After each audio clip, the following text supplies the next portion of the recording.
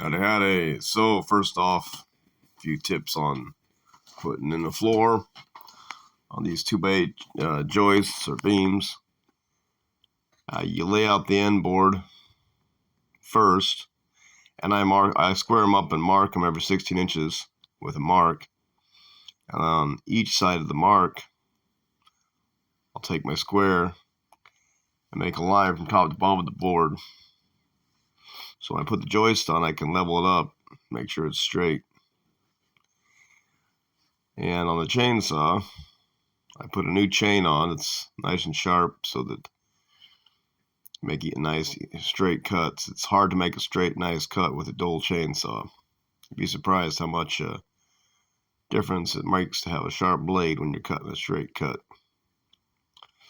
So we start nailing the joists on one by one.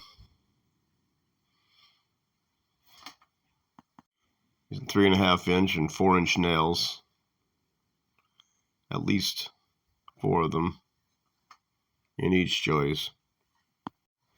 And to get it straight, once you've got them nailed together, you put a string from one corner to the other.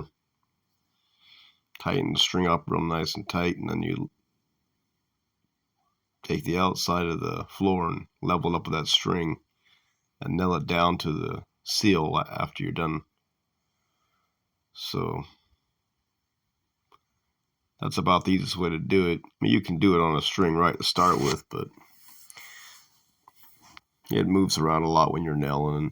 And instead of worrying about it, just don't nail it down to the seal plate right away. Just nail the joists on first, then straighten it up, nail it to your seal plate. I think it goes faster that way. But you guys take care.